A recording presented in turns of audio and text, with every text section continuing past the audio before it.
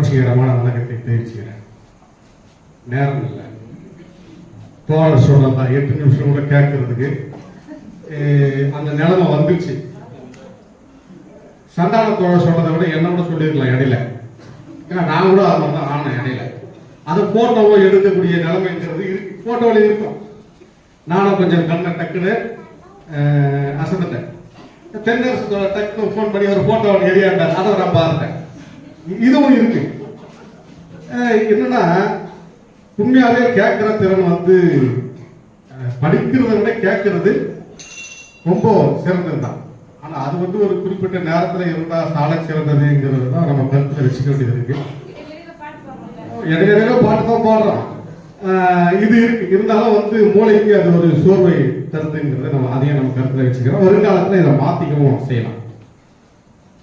உண்மையாவே இப்படிப்பட்ட ஒரு ஏற்பாடுங்கிறது செஞ்சிருக்கிறதுக்கு மக்கள் மன்றத்துக்கு நாம கடமைப்பட்டவர்களாக இருக்க வேண்டும். ஏன் சொன்னா, நானும் பொது உடைமை கட்சியில இயக்கத்துல பல்வேறு முறைகள்ல கருத்தரங்களை நான் கடந்திருக்கேன்.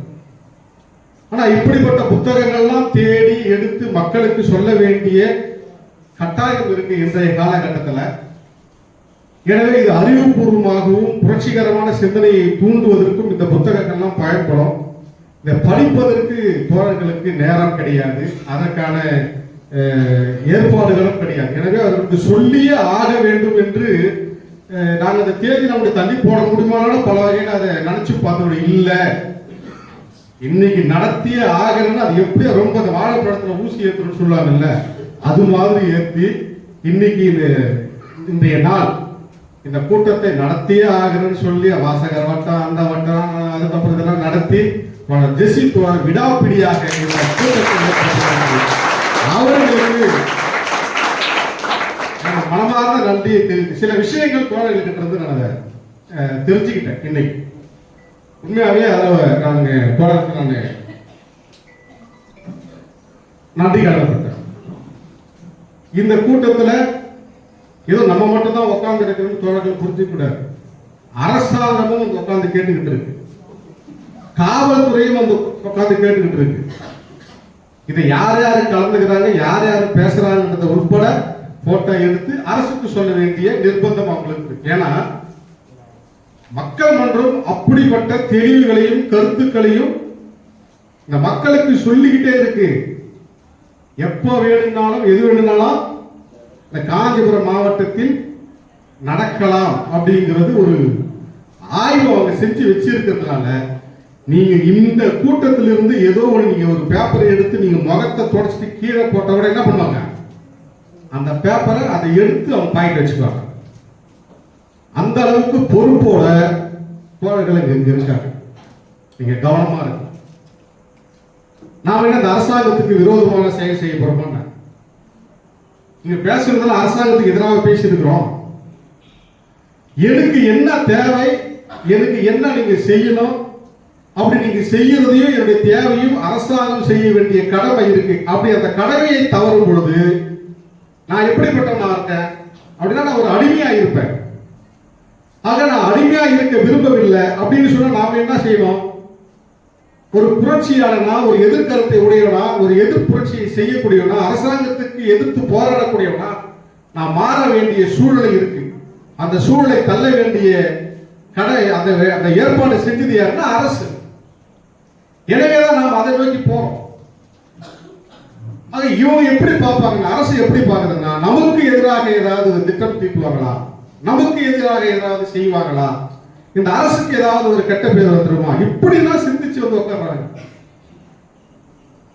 அது மக்கள் மன்றத்தில் ஏதாவது மக்களுடைய பிரச்சனையை அரசாங்கத்துக்கு தெரிகிற வகையில பேசுறாங்களா அப்படின்னு அது கிடையாது. அதை குறிச்சு எடுத்து போயிட்டு அரசுக்கு சொல்லணும்ல.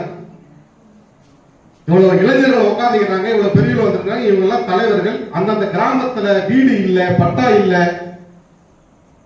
பல்வேறு திட்டங்கள் வந்து நடைமுறைப்படுத்தாம இருக்கு, சாதி சான்றிதழ் இல்ல. ஆக இந்த பிரச்சனைகள் எல்லாம் இருக்கு. இது குறித்து இவங்க வந்து ஒன்று கூடுறாங்க, பேசுறாங்க, கலாச்சாரத்தை பத்தி பேசுறாங்க, புத்தகங்களை பத்தி பேசுறாங்க, தமிழர் பண்பாடை பத்தி பேசுறாங்க.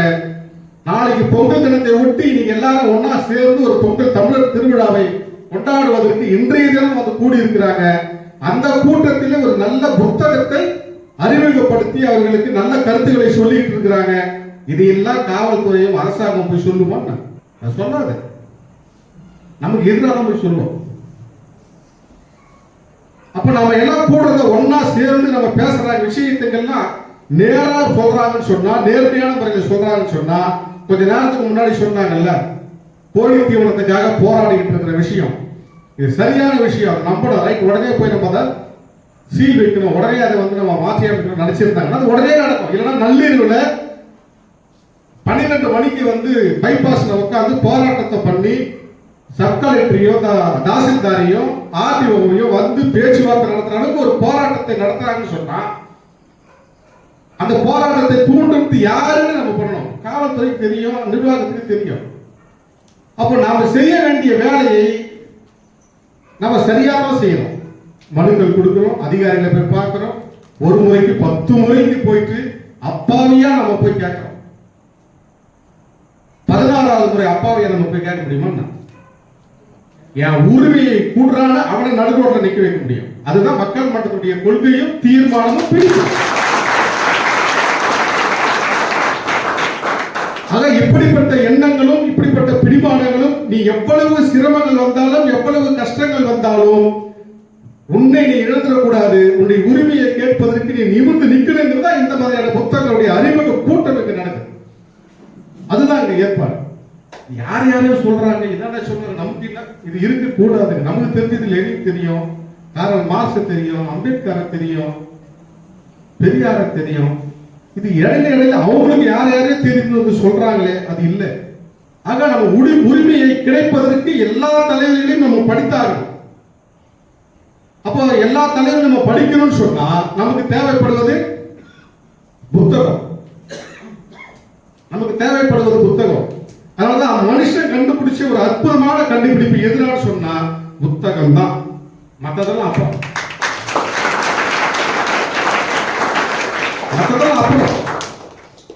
அதுதான் பழமொழி சொல்லுவாங்க. ஒரு புத்தகத்தை யாராவது கேட்டா நீ கொடுத்துட்டுனா யாரு முட்டாளு? முட்டாளுக்கு ஒரு கதை சொல்லியிருந்தேன். நான் என்கிட்ட ஒரு புத்தகம் இருக்கு, அந்த புத்தகத்தை மேகநாத்தோட கேட்கறாங்க அப்படின்னு சொல்லி கொடுத்துட்டா யார் முட்டாள் இல்லைன்னா கொடுத்தவன் முட்டாள். கொடுத்தவன் முட்டாள். அதை வாங்கி திருப்பி கொடுக்காம போயிட்டாங்கன்னா அதை விட பெரிய முட்டாள் யாருன்னா வாங்கினவங்க முட்டாள். இது வந்து பழமொழி. ஏன்னா நானும் படிக்கணும், அவங்களும் படிக்கணும், அவங்க படிச்சுட்டாங்க, அடுத்தது இன்னொருத்தர் படிக்கணும். இது படிப்பு வந்து புழக்கத்துல இருந்துகிட்டே இருக்கணும், எல்லாரும் படிக்கணும். எனவேதான் வந்து நீங்கள் எல்லாரும் படிக்கணும்னு சொல்லிதான் சின்ன சின்ன சின்ன புத்தகங்கள்லாம் செங்கோடி நூலகம்னு ஒரு பின்னாடி ஒரு புத்தகம் இருக்கு, அரங்கம் இருக்கு, பாத்துட்டீங்களா? நம்ம வந்தோம்னா அங்கதான் உட்காருவோம். செங்கோடி நூலகம் அப்படின்னு இருக்கும். அது உள்ள போவோம், நாமளும் சேர் இருக்கோம், உட்காருவோம். அங்க ஒரு கீபோர்டு இருக்கும், தொட்டு தொட்டு பார்ப்போம். அதுல 4 பேர் உட்காருவாங்க. அது வந்து ஒரு போட்டோ எடுத்து என்ன பண்ணுவாங்க, அத இதை சொல்லுவாங்க,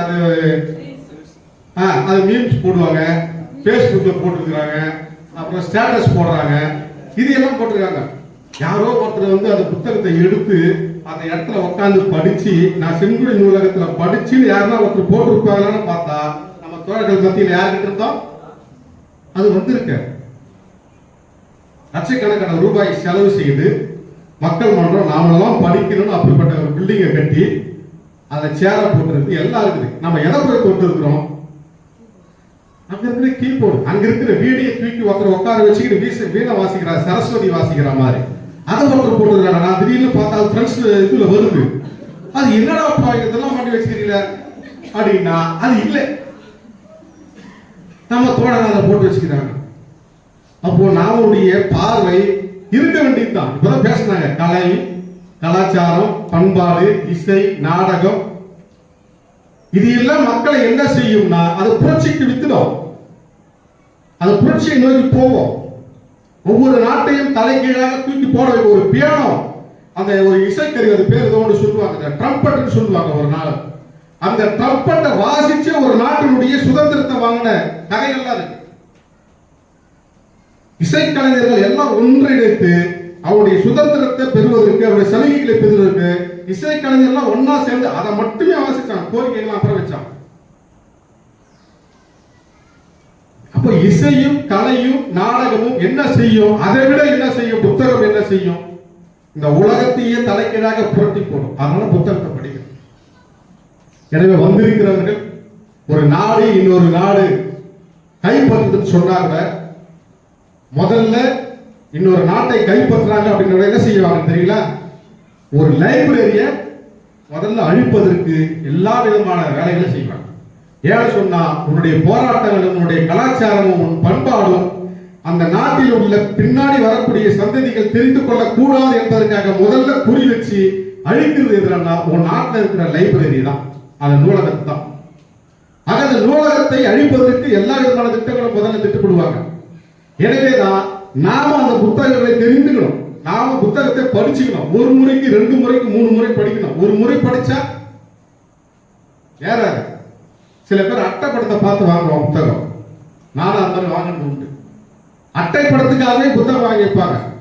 அதை பிரிச்சு பார்த்தா ஒரு முறை படிப்பாங்க, ஒரு ஏடு 2 ஏடு தான், அதுக்கப்புறம் படிக்க மாட்டாங்க. சில பேர் படிக்கிறதுக்காக சும்மா வாங்கி படிப்பாங்க, ஒரு முறை புரியாது, 2வது முறை லைட்டா புரியும், 3வது முறை தான் அடடா இப்படிலாம் சொல்லி இருக்கிறாரா. 4வது முறை படிச்சா முதல்ல படிச்ச கருத்து வேற, 2வது படிச்ச கருத்து வேற. ஒரு புத்தகத்தை எத்தனை முறை படித்தாலும் ஒவ்வொரு முறையும் ஒவ்வொரு கருத்தை சொல்லிக்கிட்டே இருக்கும். எனவே தான் புத்தகத்தை படிக்கணும்.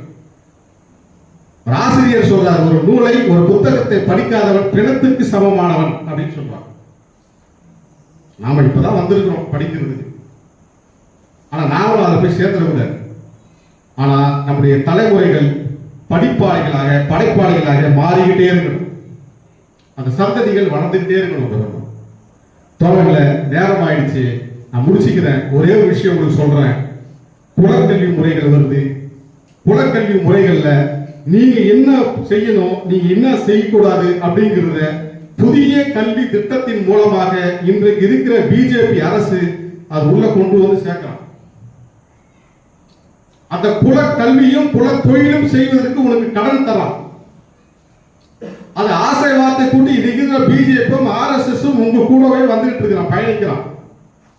உங்களுடைய கிராமத்தில் ஒவ்வொரு இடத்துலையும் கொடியை ஏற்றுவதற்காக பல ஆயிரம் ரூபாய் உங்க கையில கொடுத்து கொடியை ஏற்றுவதற்கு அவன் தயாராக இருக்கிறான். எனவே நீங்கள் எல்லாம் உஷாரா இருக்கணும்.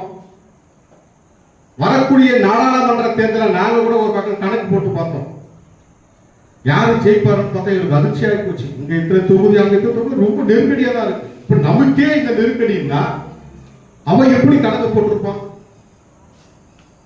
இன்னொரு செய்தி சொல்றேன். இடையில நடந்த 4 மாநில தேர்தலில் 10 லட்சம் ஓட்டு வித்தியாசத்துல பிஜேபி ஜெயிச்சிருக்கு. இப்ப நடந்தது இல்ல, அந்த 10 லட்சம் ஓட்டு அதிகமா போட்டது யாரா அப்படின்னு கணக்கு பார்த்தா யாரா இருக்கு நினைக்கிறீங்க?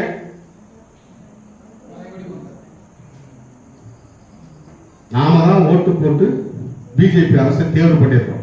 இந்த எச்சரிக்கையை தொடர்ந்து உங்களுக்கு சொல்லிட்டு இருக்கிறோம். உங்க கிராமத்துல ஒருத்தன் வந்து ஓட்டு கேட்கிறான் அப்படின்னு சொன்னா அவன் யாருன்னு நம்ம புரிஞ்சுக்கணும். இந்த தெளிவு இங்க வந்திருக்கிற மக்களுக்கு அது புரியணும். உங்க கிராமத்துல ஓட்டு கேட்க வராங்கன்னு சொன்னா மக்கள் மன்றத்தில் இருக்கிற தோழர்களை அணுகிட்டு அவருடைய உத்தரவை பெற்று அவங்க சொன்ன பிறகுதான் நீங்க என்ன பண்ணலாம், ஓட்டை நீங்க கேட்கறதுக்கு என் ஊருக்குள்ள நீங்க வரணும்னு நாம அவங்களுக்கு சொல்லணும். புரியுங்களா நான் சொல்றது? ஒருத்தர் ஓட்டு கேட்க வராங்கன்னாவே மக்கள் மன்றத்துக்கிட்ட பேசிட்டு வாங்க, அவங்க சொல்லுவாங்கன்னு நீங்க சொல்லணும். அது உங்களுடைய தெளிவாக வருங்காலத்தில். ஆக அரசு எல்லா விதமான நோக்கங்களோட உள்ள வராங்க, பயணிக்கிறாங்க. வந்திருக்கிற தோழர்கள் உங்க கிராமத்தில் வரக்கூடிய ஜனவரி 26ஆம் தேதி கிராம சபை கூட்டம் நடக்கும். அந்த கிராம சபை கூட்டத்துல உங்க வீட்டுகள்ல வீடு இல்ல, பட்டா இல்ல, ரேஷன் கார்டு இல்ல, எங்களுக்கு 100 நாள் வேலை இல்ல, ரோடு இல்ல, லைட் இல்ல, தண்ணி இல்லைன்னு சொன்னா அந்த கிராம சபை கூட்டத்துல நீங்க இருக்கிற பொறுப்பாளர்கள் கலந்துக்கிட்டு மனுவை ரெடி பண்ணுங்க. உங்களுக்கு ரெடி பண்ணுங்கன்னு சொன்னோட மக்கள் மன்றத்தோட அணுகி போன் போட்டு பேசி எங்களுக்கு அனுப்புங்க. இந்த விஷயத்தை சொல்லி கேட்ட மனுவா ரெடி பண்ணி உங்களுக்கு அனுப்புவாங்க. நீங்க உங்க பகுதியில் இருக்கிற கிராமத்தில் இருக்கிற அத்தனை பேருக்கே கையெழுத்து வாங்கி யார் யாருக்கு என்னென்ன செய்யணும்னு சொல்லி அந்த கிராம சபை கூட்டத்தில் நீங்க மனுவா கொடுங்க. நீங்க ஒரு காப்பி வச்சுக்கீங்க. இது முதல் வேலையாக ஜனவரி 26 நீங்க கொடுக்கிற மனுவா இருக்கணும்னு சொல்லி வாய்ப்புக்கு நன்றி கூறி முடித்துக் கொள்கிறேன். நன்றி வணக்கம்.